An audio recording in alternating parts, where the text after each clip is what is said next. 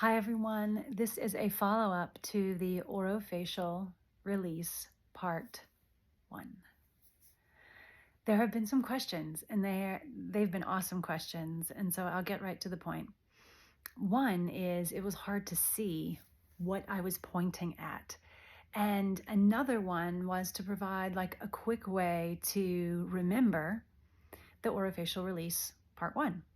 So here are my responses. 1.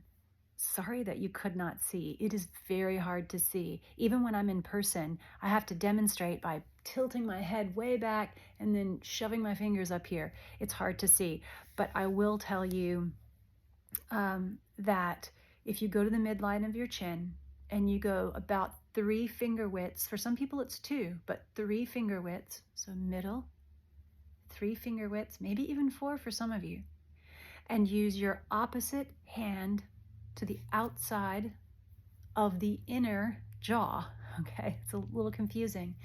So one more time, 3 to 4 finger widths, flip the finger around, and that's where you are. You can't do it from the same side. Doesn't work. That is your very first point. And so that brings me to my next question, question 2, which is, how am I supposed to remember these things? Well, first, the importance of remembering it, because it's the very beginning and basis for orofacial release.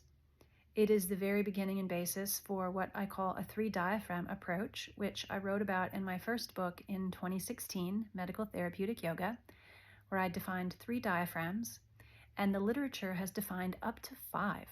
But I really focus on the 3 because it's where I get my most of my improvement when I'm working with patients. So that acronym, this mnemonic phrase is MDMTM. MDMTM. One more time. MDMTM. And it stands for My Dancer Must Think Mindfully.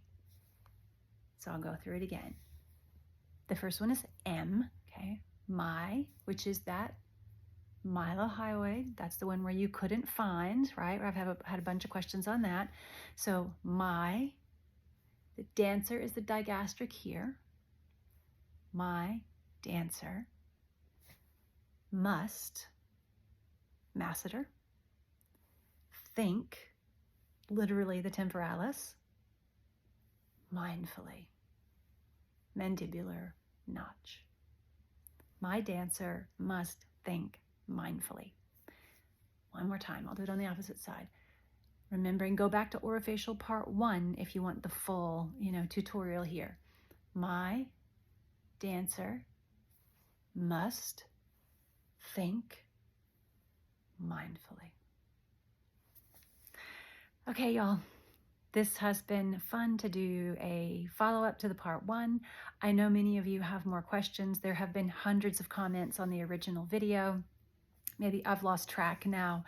But if you have more questions, more comments, if you're looking for someone who specializes in voice to pelvic floor connection, which is what I do and what my passion is, which really does center around that orofacial to respiratory to pelvic diaphragm connection, then please reach out, because this voice to pelvic floor or 3 diaphragm connection and this orofacial piece is really the secret sauce of what I use to impact everything from pelvic organ prolapse and incontinence, aka leakage from anywhere, endometriosis, hip dysplasia, joint hypermobility, hip labral tears, and impingement. Those are what I see a lot of. Now, that doesn't mean you're not going to have some shoulder pain or jaw or neck pain. Those all go together, right? So starting out, this is just a tiny bit of background on why this is so important.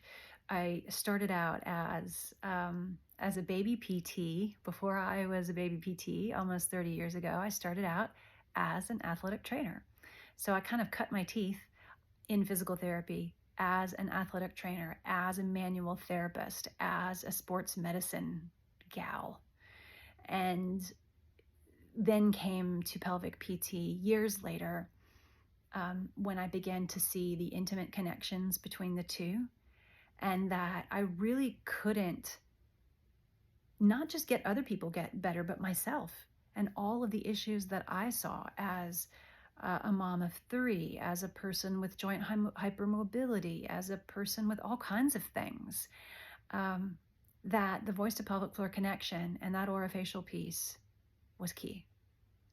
It has obviously accelerated my ability to heal myself, to help heal others, and it's actually made me a much better breather, a much better vocalist, and of course, lots better in the pelvic floor region. So there's really no reason not to try voice to pelvic floor therapy. You start with this orofacial release part 1, because if you have tender points here, they connect to tender points as a ripple effect down lower into the respiratory diaphragm and the pelvic diaphragm. So again, if you don't have anyone near you, and there's not a lot of us out there, I do teach a course on this, and I trained over 120 therapists, docs last year, but that's a drop in the bucket. We have a lot more to go, and I've trained many, many more in the past on introductory techniques. So if you're struggling to find someone, reach out at garnerpelvichealth.com.